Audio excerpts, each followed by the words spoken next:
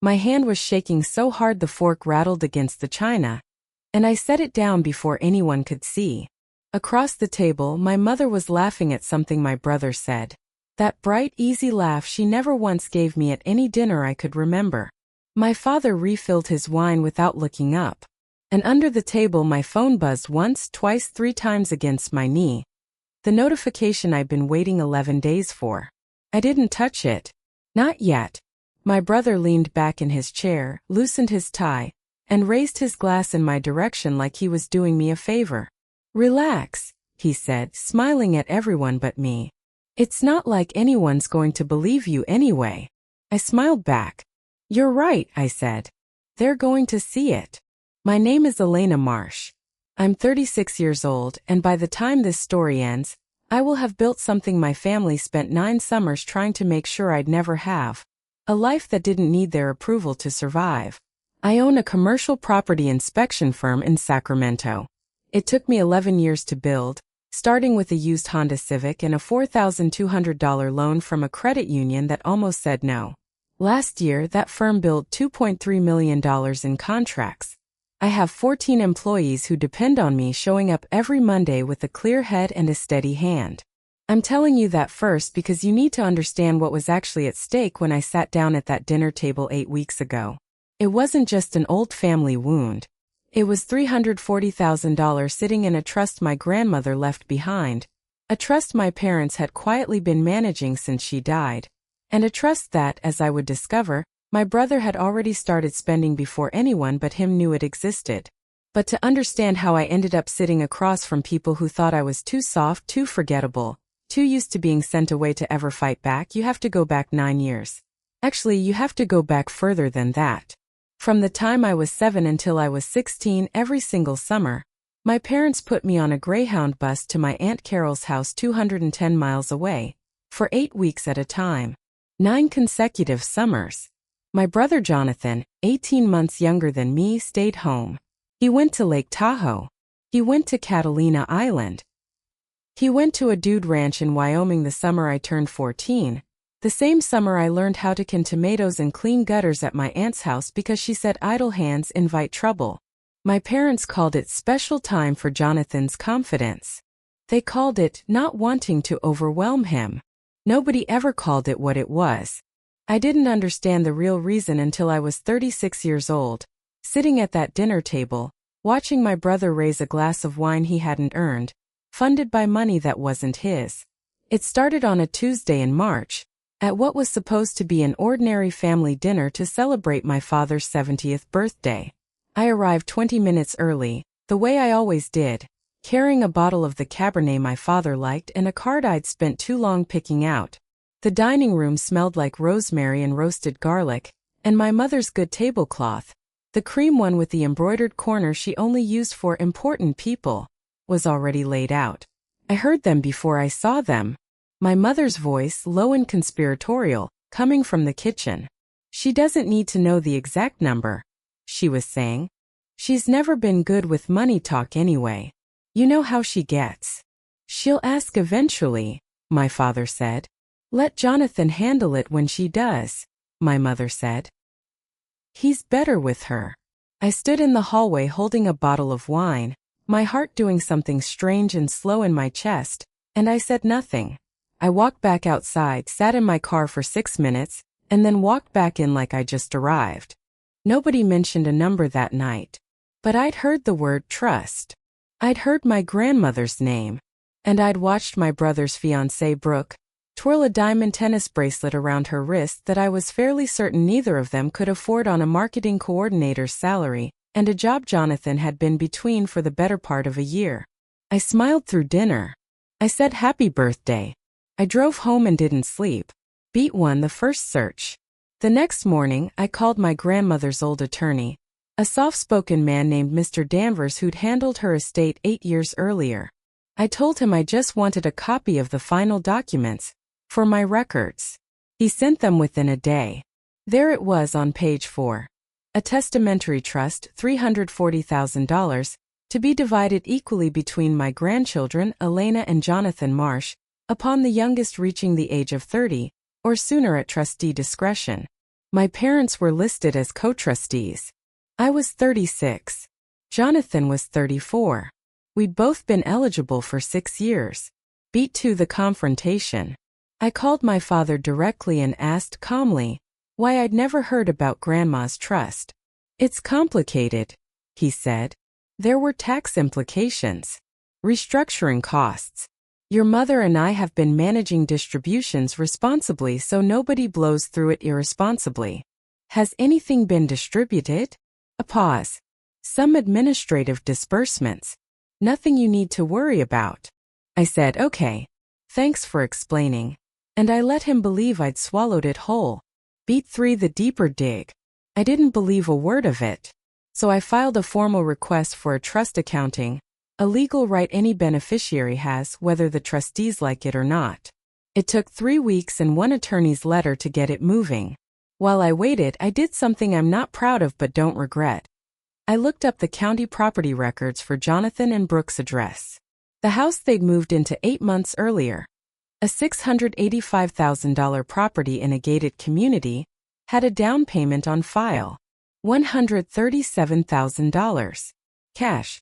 Jonathan had been between jobs for 11 months. Beat 4. Overheard. 2 weeks later, I stopped by my parents' house to drop off a package that had been misdelivered to my address. The front door was unlocked. I heard laughter from the sunroom. She actually thinks it's administrative disbursements, my mother was saying, and I recognized my father's low chuckle underneath it. She's like a golden retriever. You throw her a word like restructuring, and she just wags her tail and goes home. She's always been easy, my father agreed. Never asked the right questions. That's why we never worried about her figuring out the summers. I stood in the doorway, package in my hands, and for the first time in 9 years, I understood that figuring out the summers was a phrase that existed, that there had been something to figure out. I set the package on the hall table, left without a word, and drove straight to a different attorney, one who specialized in trust litigation, not estate planning. The trust accounting finally arrived 6 weeks later, 41 pages long. Between the lines of legal language, the truth was almost boring in how blatant it was. $212,000 had already been distributed to Jonathan over 4 years, labeled as advanced distributions for approved hardship expenses. My share over the same 4 years $0. And buried in an addendum, a single line that made my stomach drop the way it hadn't dropped since I was a teenager standing at a bus station with a duffel bag. An amendment filed 2 years earlier, adding language that gave trustees sole discretion to adjust distribution ratios based on demonstrated need and family contribution. My parents hadn't just been hiding disbursements. They'd rewritten the trust itself to justify giving my brother almost $250,000 while I got nothing, using the same quiet procedural language they'd once used to explain away 9 summers on a Greyhound bus. I made a decision that week that would define everything that followed. I was going to let them keep thinking I was the golden retriever. If my mother believed I wagged my tail at big words, I would give her a bigger tail to wag. I started calling more often, my voice pitched a half step higher and softer than usual, asking things like, I just don't really understand all this legal stuff. Could you explain it again? I let my father repeat administrative disbursements to me twice more without pushing back.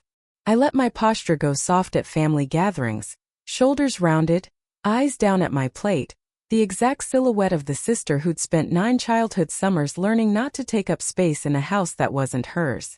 I carried a small spiral notebook everywhere, the cheap kind from a drugstore, and I made a visible show of writing notes in it during conversations. Grocery lists actually, or nothing at all. It made people talk more freely in front of me. Nobody guards their words around someone who looks like she's just doodling. Inside, I was running a different calculation entirely. My trust attorney had explained that a court could void the amendment if I could prove it was made in bad faith, using language inconsistent with the original document's intent. But bad faith is notoriously hard to prove with paperwork alone. I needed my parents on record, in their own words, admitting what the paperwork only implied. I needed them comfortable enough to say the quiet part out loud, one more time where it would count. The bait was simple, and it used the one thing I knew would draw them out. Money they thought was still hidden. I told my mother in a soft, apologetic voice that my accountant had noticed a small trust distribution on some paperwork and needed everyone's signatures to finalize a routine correction. A total fabrication, but one built entirely out of language they taught me to trust. I set a family dinner for the following Saturday to sign a few things so the lawyers stopped bothering us. What they didn't know was that I'd already filed the trust accounting petition with the court 2 days earlier, and my attorney had advised me that any recorded admission of the amendment's true purpose would substantially strengthen the case.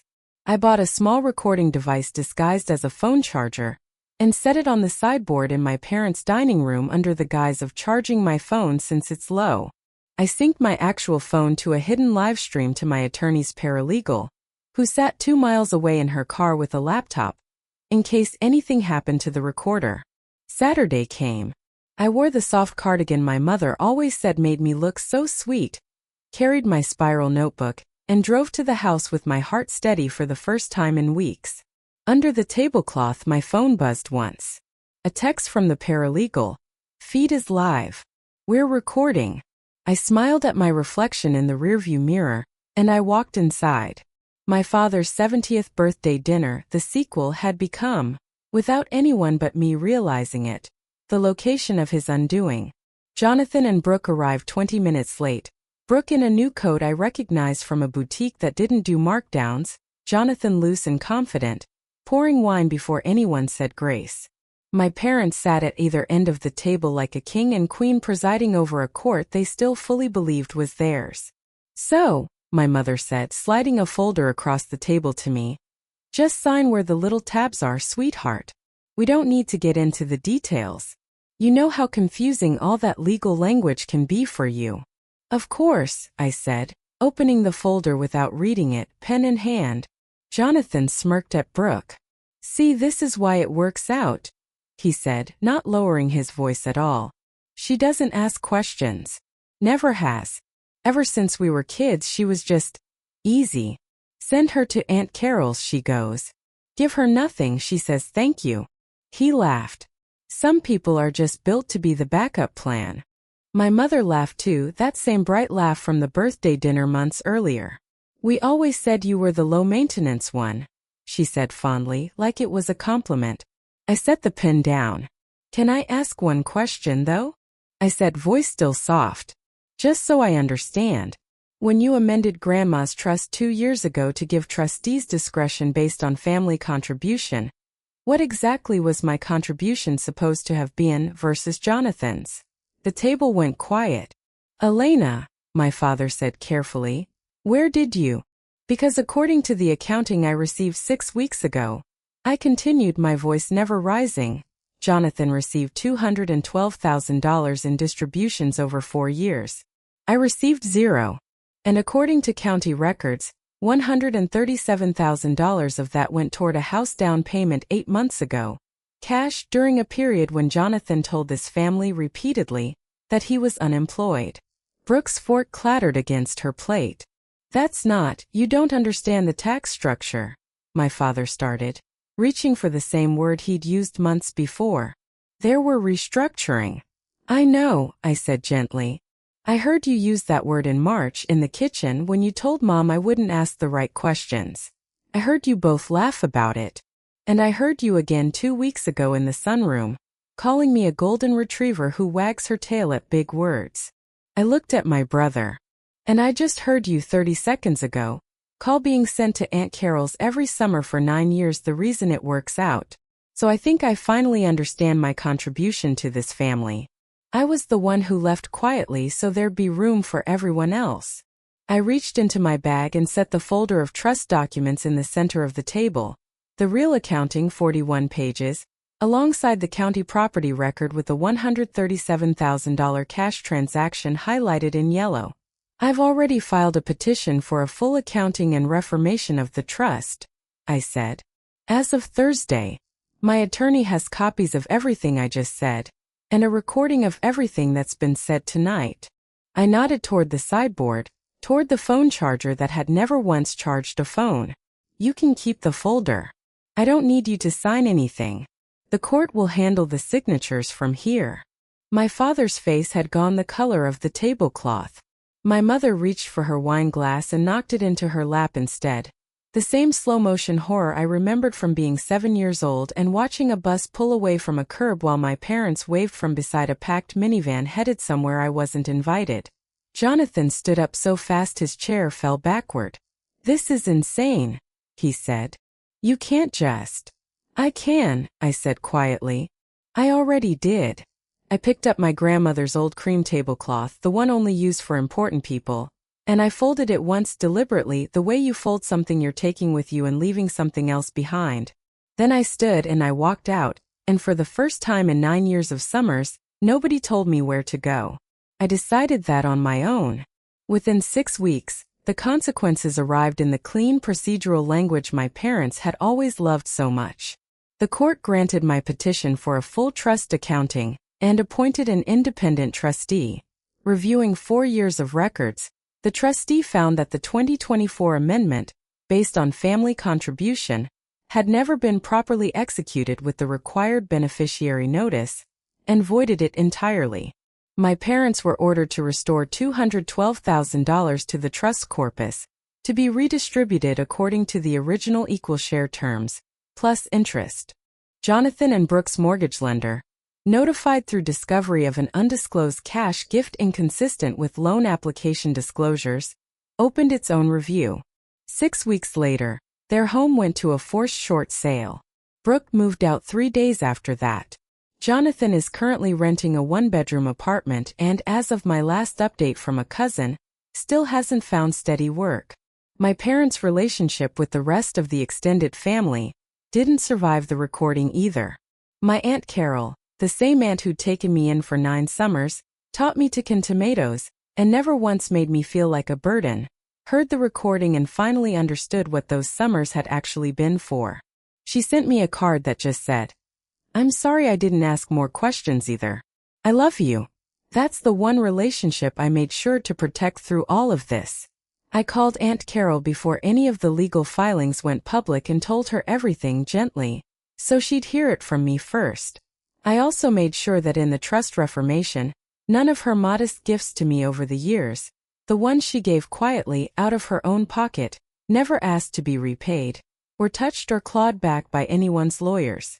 She'd given me the only unconditional family love I'd had for most of my childhood. I wasn't about to let a courtroom near it.